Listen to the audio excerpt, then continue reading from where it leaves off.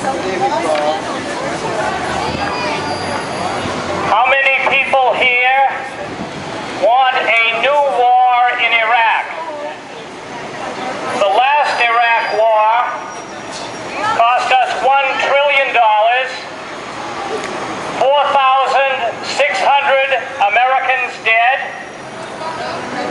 600,000 Iraqis dead, the destruction of Iraqi society, opening the door to the emergence of a group called ISIS, a group that had never existed in Iraq before.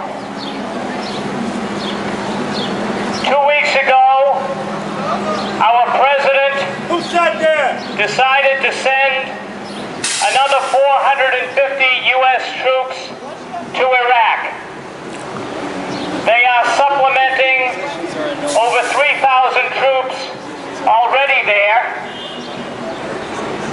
Every day we are bombing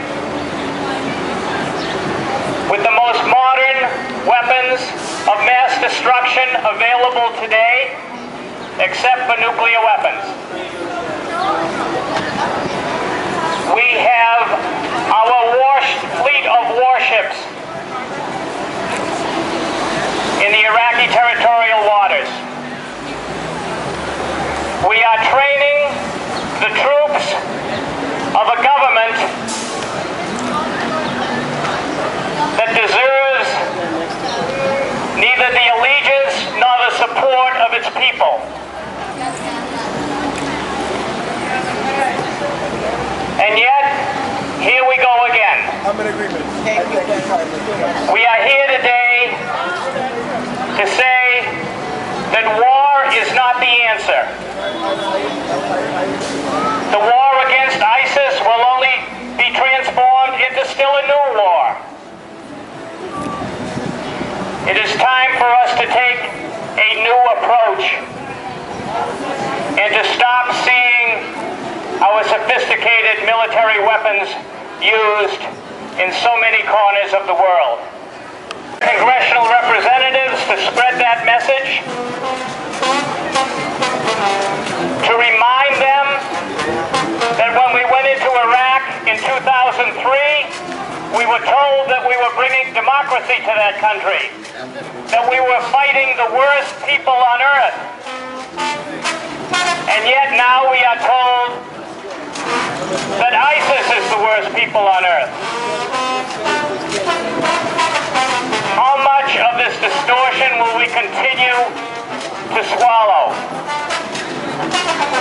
Please join us in our rally. Please contact your congressional representatives. Tell them, bring the troops home. Use the millions and millions of dollars we spend every day, $17 million a day, just to fight ISIS. That money that we spend every day could hire over 150 full-time elementary school teachers. Who benefits from this war? Does war bring peace? How long will we go along with this nonsense? I'd like to now introduce as our next speaker a veteran of the U.S. military. Al, it's yours. Hello. Hello, my name is Al, and I'm from Veterans for Peace. And I was just thinking that as I witness the people out here that are rallying with me, that a lot of us have been doing this kind of rally, this anti-war rally, for a long time now. And some of us for many, many years, but at least in this section, since the fall of 2002, which is 13 years ago now.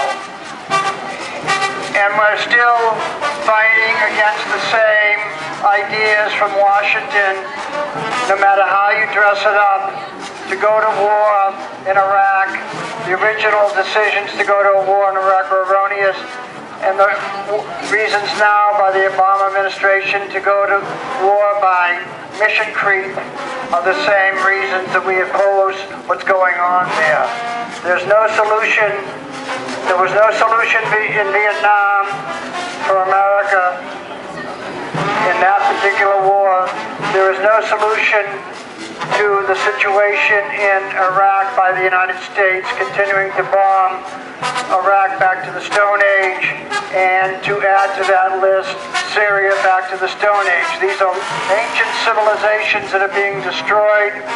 The people are being destroyed. Harmless people who we have no fight against, are being destroyed in the name of who knows what. It seems the government in Washington, whether it's the Bush administration or the Obama administration, can find convenient targets to keep the war machine running. And what we're saying, Veterans for Peace says, and the other people who are here today from other groups, from other peace activist groups, are saying, stop the damn endless wars, stop the bombing, bring the troops home, get them home now. Thank you. Hi there. So I'm with Massachusetts Peace Action. So I don't have a master's degree in geopolitics. I'm not a physicist, but I'm somebody who has taken some time just familiarizing myself with the facts of the current state of our nuclear arsenal. So here we are in 2015, 24 years after the end of the Cold War, and there's still 16,000 nuclear weapons in the world. And 7,000 of those are in the United States arsenal. So it's bad enough we keep sending ground troops to Iraq. We're still maintaining a nuclear arsenal that costs billions of dollars, somewhere around $30 billion a year, even though ostensibly the Cold War ended almost a quarter of a century ago. So while you're enjoying yourself today, on this beautiful day, just, bear in mind, we still have 7,000 nuclear weapons in the United States arsenal. We still have over 450 land-based ICBMs. They're still on hair trigger alert. They could be fired at any time. So is this democratic?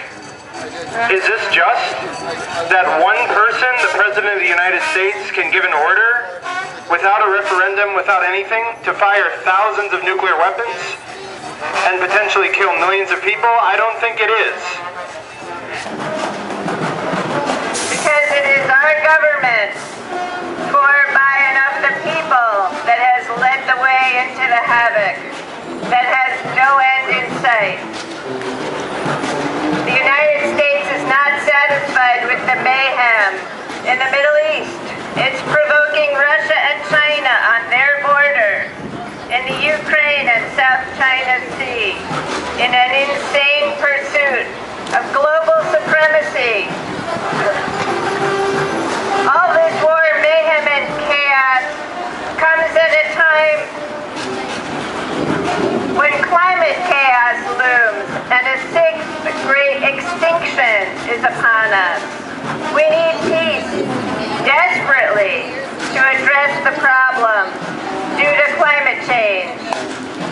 We pay a price here at home with deteriorating social fabric and infrastructure, budget deficits, and ever-increasing violence as troubled people take to violent means as a method to solving problems just like our government does. And let us not ever forget veterans are committing suicide at a rate of 22 per day. More than 8,000 a year, more veterans are dying of suicide than in the wars. The madness of these wars, the fantasies, the illusions, and the mythologies that drive the policies are unacceptable and have to stop. We need to unite in our common humanity despite superficial differences. Our DNA is all the same, and as our beloved Howard Zinn once bellowed at a talk I was at, we are all one. We are fast approaching the point of no return, where the damage to planet Earth will be so great it can never be undone. have a great responsibility to each other and to future generations. The only thing that has ever put the brakes on such an out-of-control global situation is people in the streets. We need tens of millions of people in the streets in an organized way, working together, making demands around the world to end the insanity and to redirect the trillions spent on killing people to be spent instead on taking care of each other and planet Earth. So spread the word. Standing here with you today for peace and justice, out of a great love for humanity, with all our imperfections, and for love of our planet Earth, is the only answer I know of. I am grateful to join you here today as we set our good, even prophetic words into today's summer breeze against the mad policies of destructive disaster. They just don't. Except for, these guys holding signs, but they're listening to me, and you with the camera is obviously listening to me. So thank you, you're listening to me. But, President Obama in the White House, he's not listening to me. Those people in Congress, they're not listening to me. Why? Because I didn't vote for them. I'm just here standing on a brick street in Harvard Square with a microphone and a couple people around me. This is something that you guys need to do, because we can't wait the 3 years until I'm able to vote for anything to happen. We don't have 3 years. We have now. This day, this hour. We don't have 3 years. We can't wait until I can vote. So we need you guys, all of you lovely people who can vote. Vote. Call your Congress people. They'll listen to you. They're not going to listen to me, but they'll listen to you. So help us. Help me out. I can't do much except hold a microphone. Who's next? Say what you would say to President